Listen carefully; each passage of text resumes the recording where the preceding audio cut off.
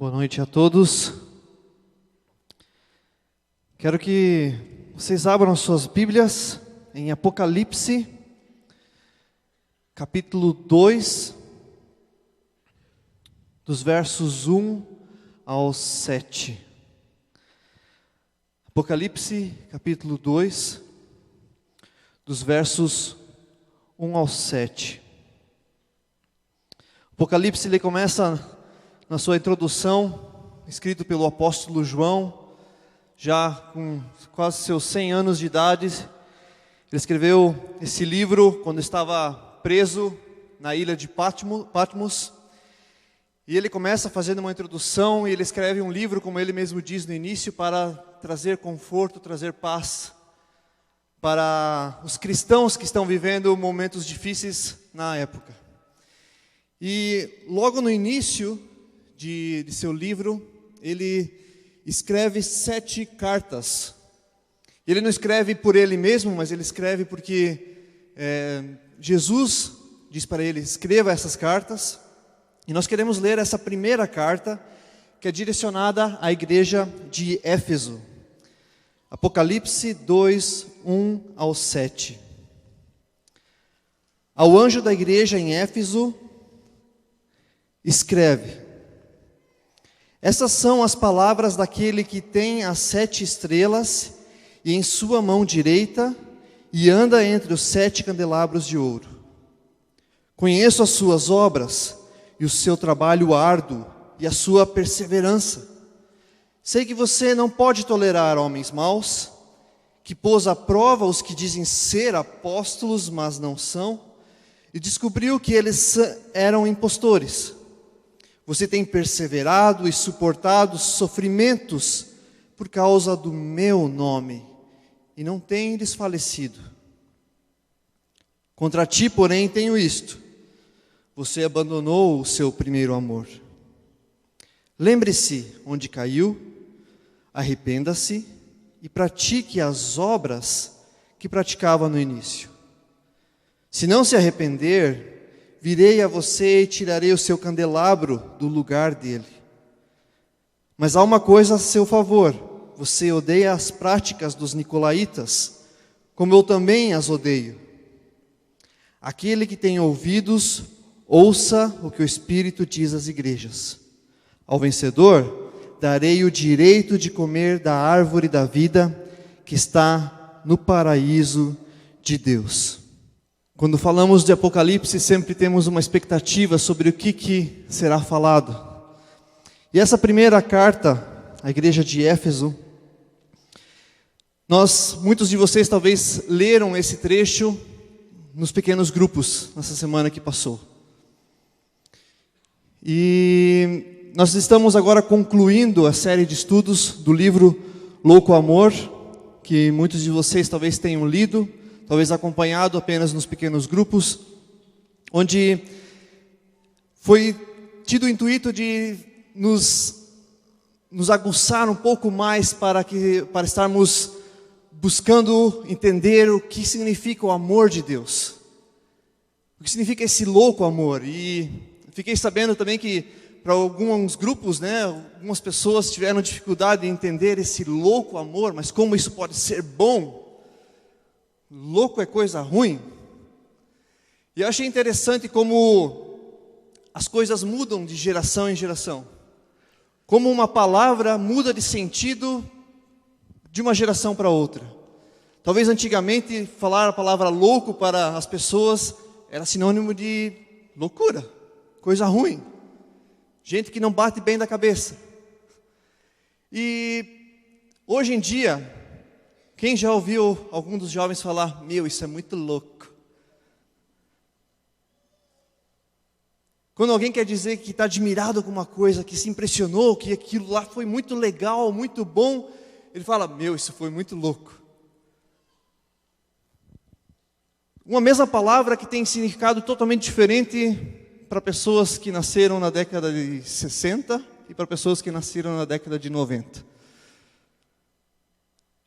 E assim muitas vezes também acontece com certos textos bíblicos. Aquilo que significava aquela vez lá para as pessoas, hoje em dia a gente lê e diz: bom, é isso, talvez é aquilo. Por isso é muito importante esse exercício que nós fazemos de lermos um texto, procurarmos o seu contexto, procurarmos saber o que as coisas significavam naquela época. Louco amor, entender essa flecha para baixo, o grande amor que Deus tem por nós, a grandeza da criação, tudo aquilo que Ele faz por nós, como é grande o seu amor, a sua obra por nós, de não nos deixarmos sozinhos, mas dar a sua própria vida, se desfazer da sua posição de Deus, o seu Filho Jesus vindo à terra, dando sua vida por nós. Alguém que deu a vida por você e por mim. Esse é o amor de Deus que fez uma loucura dessas, coisas que nós também não faríamos um pelos outros. E agora temos essa flecha para cima. Toda ação requer uma reação. Primeira lei de Newton. Toda ação requer uma reação. E agora eu fui alvo desse amor. O que eu faço com isso? Qual que é a minha reação? E para nós entendermos um pouco sobre Éfesos, eu peguei esse mapa, está com os nomes em inglês, mas ele parece bem ali, vocês podem ver no canto esquerdo de vocês, Itália, né, a Europa ali começando, e Éfesos fica na parte asiática, onde hoje em dia é a Turquia. E a igreja em Éfesos começou por conta própria. Nos diz em Atos 19 que quando Paulo chegou a Éfesos, haviam discípulos lá, discípulos que conheciam somente a mensagem de João Batista. João Batista, aquele que anunciou a vinda de Jesus Cristo, começou com o batismo de arrependimento de pecados. E então, essas pessoas que talvez em alguma festa lá em Israel estavam por lá, ouviram falar de João Batista, seguiram os passos, os ensinamentos de João Batista, voltaram para Éfesos, que era bem longe, e começaram a viver daquela maneira como João Batista ensinou. Paulo chegou lá, conheceu essas pessoas, instruiu elas sobre Jesus Cristo, instruiu elas sobre o Espírito Santo, as batizou novamente. Paulo foi o primeiro que batizou de novo, alguém que já tinha sido batizado, para mostrar, agora é o reinado de Jesus Cristo que começa nessa igreja. E assim começou a história da igreja de Éfesos. E Éfesos era uma cidade importante nesse contexto asiático do Império Romano. Era o centro do culto do imperador. Ela foi considerada pelo governador Domiciano como a guardiã do culto imperial. Era uma cidade muito importante que tinha vários templos e ela tinha essa qualidade de ser muito religiosa. E em Atos 19 nós vemos muitas histórias que aconteceram por causa dessa mistura toda de religiões que havia naquela cidade. E é a cidade onde o apóstolo João, por muito tempo, foi pastor. O apóstolo João, que escreveu o Apocalipse, ele ficou encarregado de cuidar de Maria, a mãe de Jesus, quando Jesus disse para eles, quando estava sendo crucificado: olha, João, esta é agora a sua mãe, cuide dela. E João tomou essa responsabilidade e para onde ele ia, ele levava Maria junto, a mãe de Jesus. E por muito tempo eles ficaram em Éfesos. Depois disso, então, o apóstolo João foi preso, foi para a ilha de Patmos, onde ele escreveu o Apocalipse. Então, João conhecia muito bem essa igreja. E ele escreve, não por si, mas ele escreve por ordem de Jesus. Versículo 1: ao anjo da igreja em Éfeso escreva: essas são as palavras daquele que tem as 7 estrelas em sua mão direita e anda entre 7 candelabros de ouro. Quem que é esse emissor? Alguém que tem 7 estrelas na mão e anda no meio de 7 candelabros de ouro. Esse é o próprio Jesus. E quando nós vemos toda a simbologia de números para o judaísmo, significa que 7 é perfeição, ou significa o completo, o todo. E o candelabro tinha a simbologia da fé. Um candelabro aceso tinha essa simbologia para os judeus da fé. Então, quando diz que o remetente dessa carta, que está escrevendo isso, agora é alguém que tem as 7 estrelas na mão e anda por 7 candelabros, quer dizer que essa pessoa que está escrevendo é aquele que se faz presente em toda a sua igreja, que mantém a fé acesa em toda a sua igreja. Não somente nas 7 igrejas que receberam essas cartas no Apocalipse, mas em todas as igrejas de todos os tempos. E esse Jesus se faz presente sempre na vida da igreja. E essa é a primeira lição que nós podemos tirar desse texto.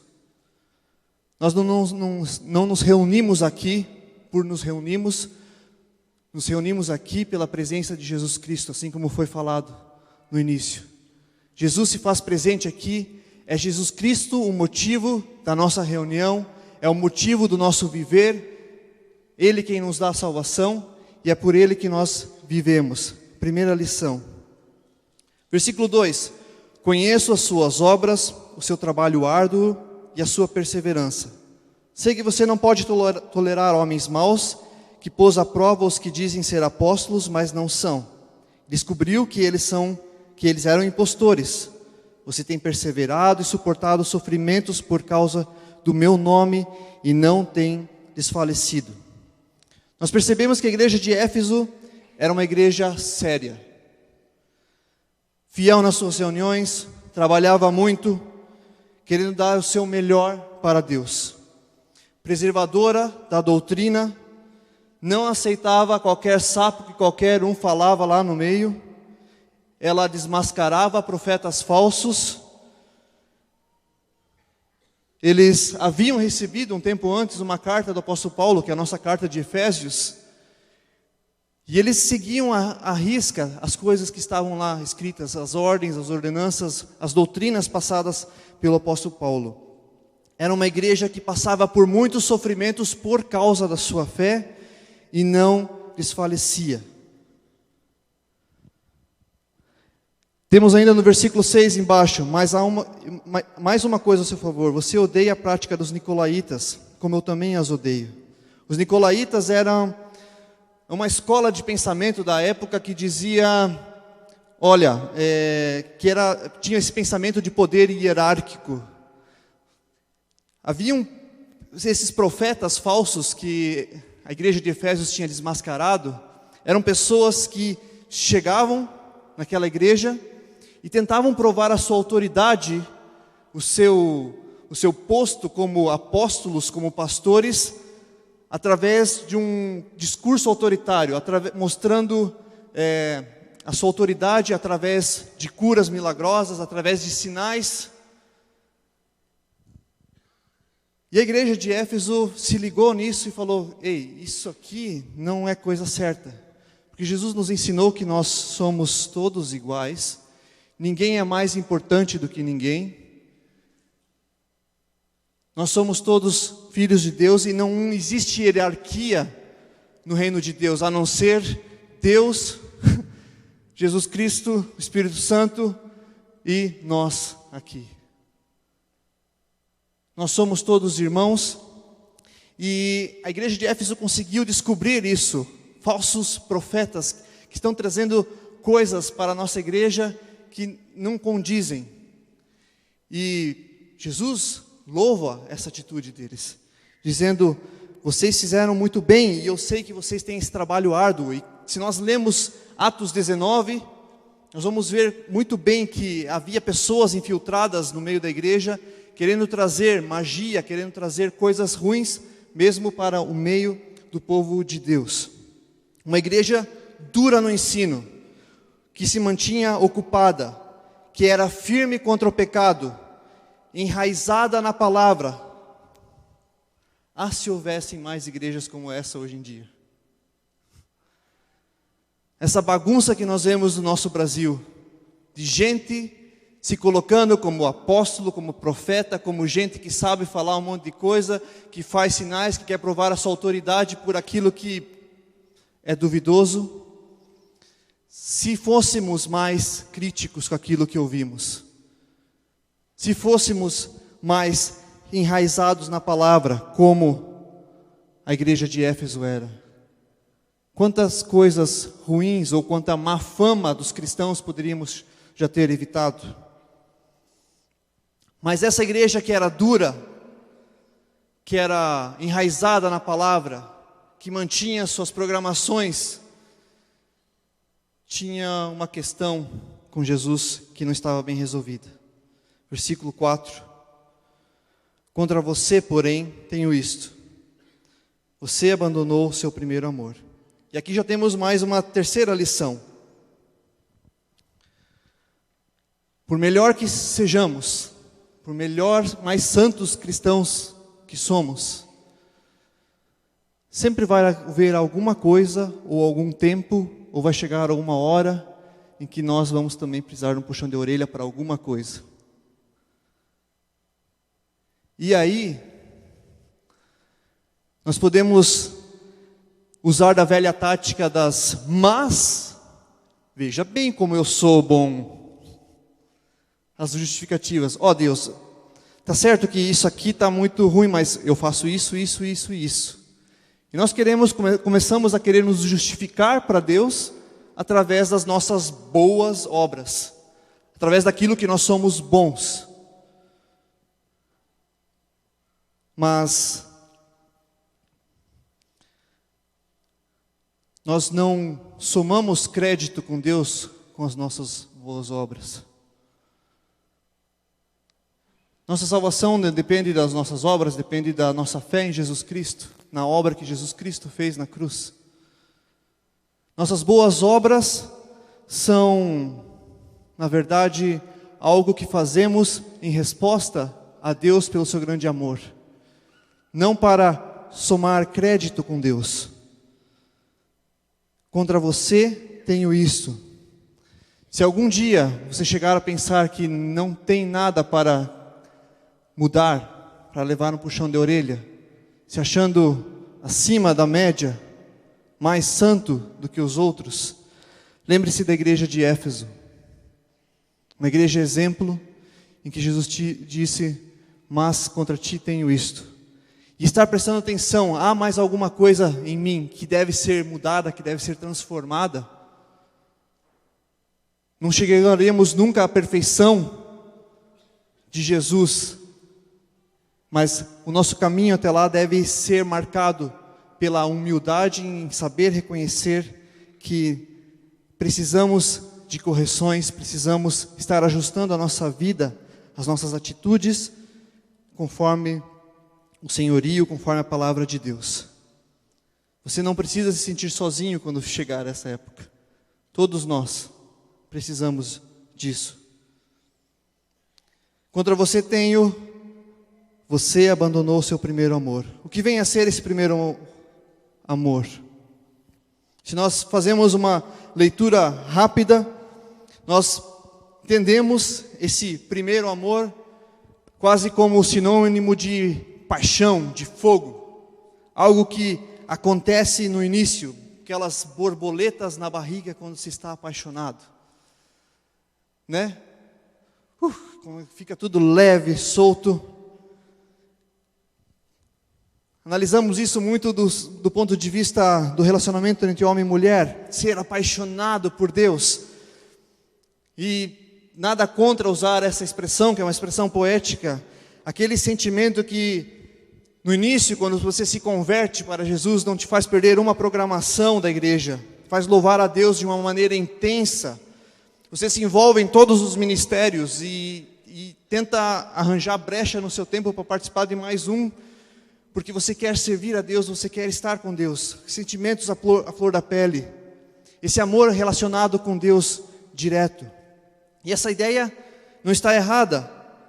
Esse foi um dos intuitos também dos nossos pequenos grupos com esse tema Louco Amor. Fazer despertar realmente esse interesse essa ligação com Deus, que nós pudéssemos conseguir olhar para Deus, ficar deslumbrados com a sua presença, com o seu poder, e depois ter essa resposta, conseguir ter esse primeiro amor. E talvez a igreja de Éfeso tinha perdido um pouco desse brio, desse louco amor, desse primeiro amor, no seu relacionamento pessoal com Deus. Mentes ocupadas, mãos ocupadas, uma vida corrida, calendário repleto de atividades, corações vazios. Nós devemos nos manter ocupados com coisas certas, mas também com a motivação certa. Não fazer as coisas por fazer, porque é tradição, porque falaram que é para fazer assim, mas tendo no coração essa motivação. E quem sabe esse é o primeiro amor que João está se referindo, que Jesus acusa a igreja de Éfeso de ter perdido. Mas nós podemos ir um pouco mais além. Se nós analisamos o remédio que Jesus dá para curar essa falta do primeiro amor, nós vamos ler versículo 5. Lembre-se de onde caiu, arrependa-se e pratique as obras que praticava no princípio. Quando nós falamos de obras, nós não falamos necessariamente do nosso relacionamento com Deus, mas na horizontal, com quem está do nosso lado, com o nosso próximo, com aquele que nós encontramos na rua. Você abandonou o primeiro amor. Resolva isso com 3 regras básicas. Primeiro, lembre-se de onde caiu. Reflita. Pense naquilo que motivava você no início, ou quais eram as coisas que você fazia na sua jornada cristã, que você notava que isso trazia realmente aquele sentido, aquela coisa que você notava: eu estou seguindo a Cristo, seguindo a palavra de Deus. Volte o seu pensamento para o passado, visões e metas originais. Segundo, arrependa-se. Consiga ver aquilo que você está fazendo hoje de errado e tenha essa mudança de pensamento, de consciência.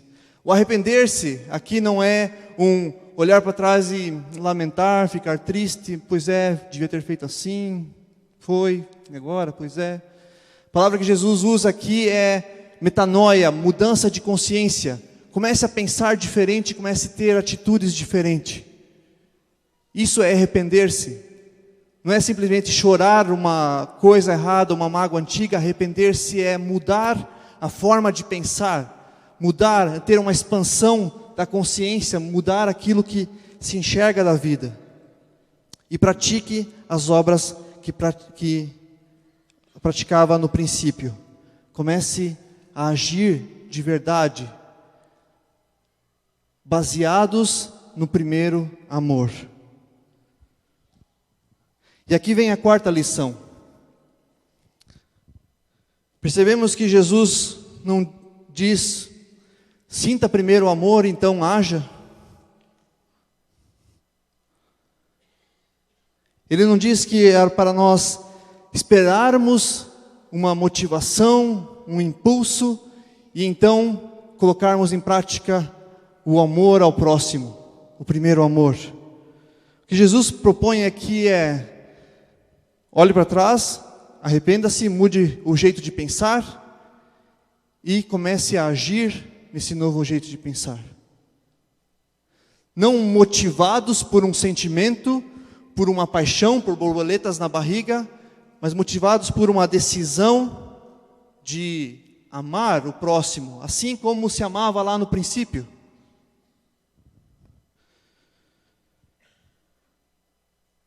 Seria como dizer: bom, eu gostei da cara do Clemir.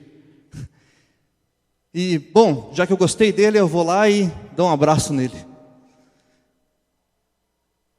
Mas do Tiago eu não gostei da cara que ele está me fazendo agora.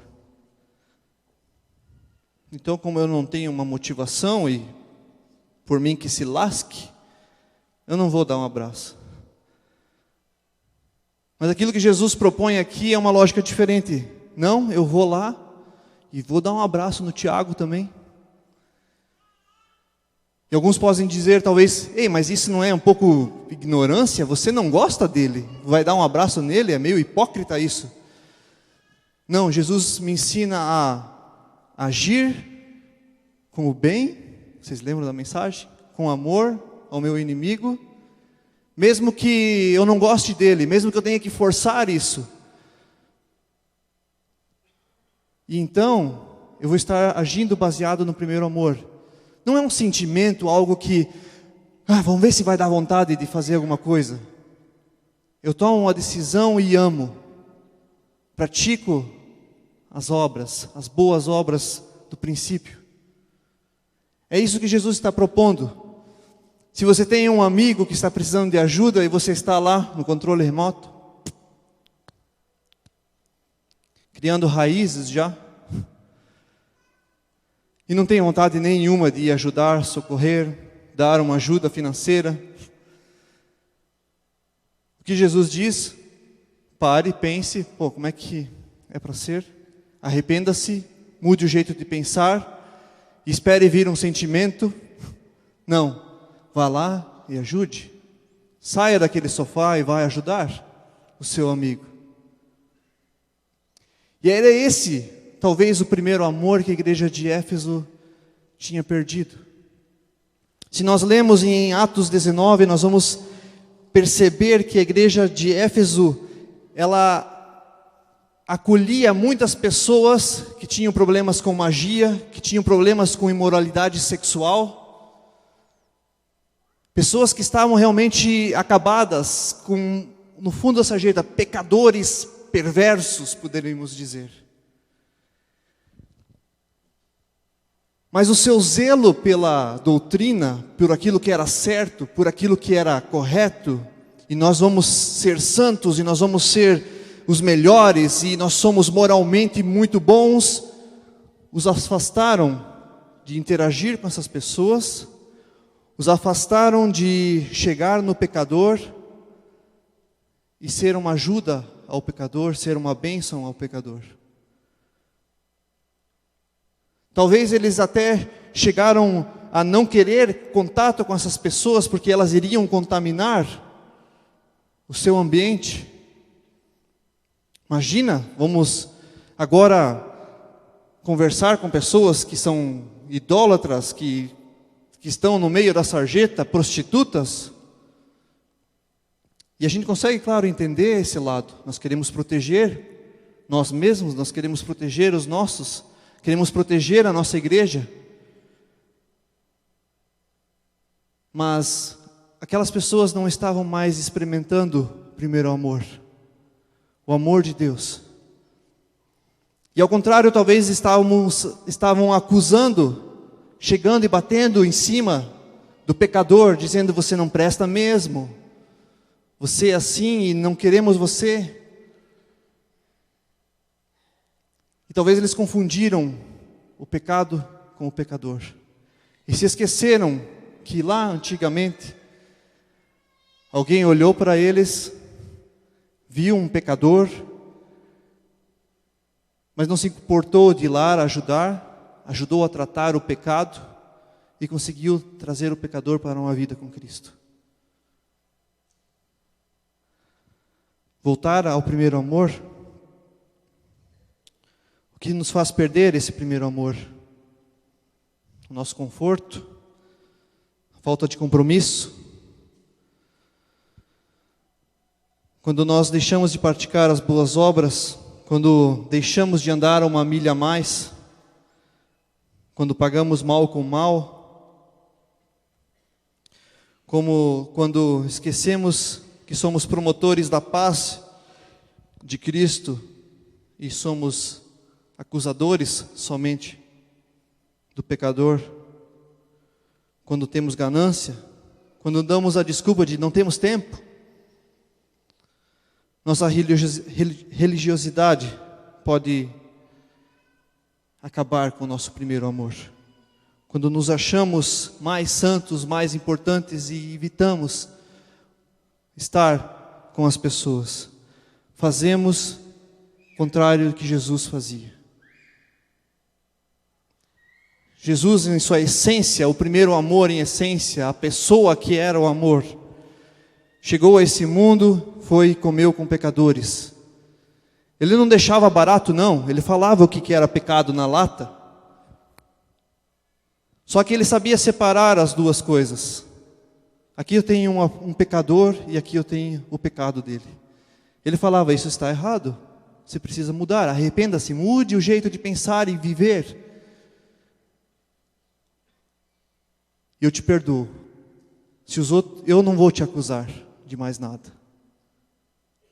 Mude de vida. Venha. E esse talvez seja o grande motivo de muitas igrejas mortas. Muitas igrejas morrem por talvez não estarem se contextualizando.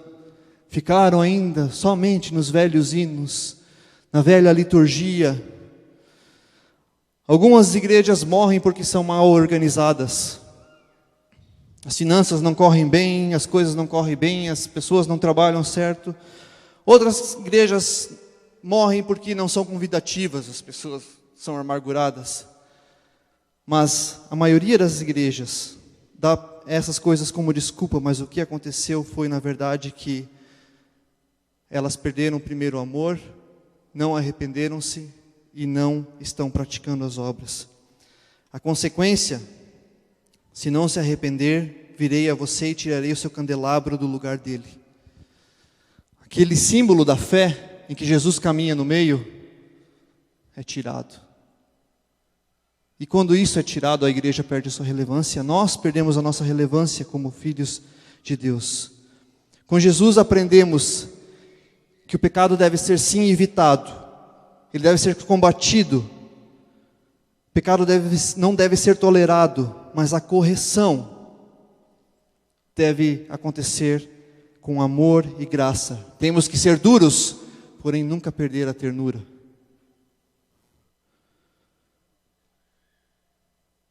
O primeiro amor não se relaciona a uma paixão, a um sentimento, mas sim às nossas atitudes.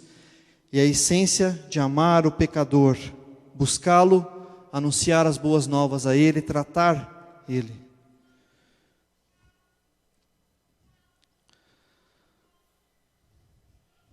Será que o sapato serviu para nós? Para a minha vida especial? Sim. Para a sua? Faça esse exercício essa semana. Volte, pense, como era a minha vida cristã? No início, quando aceitei a Cristo.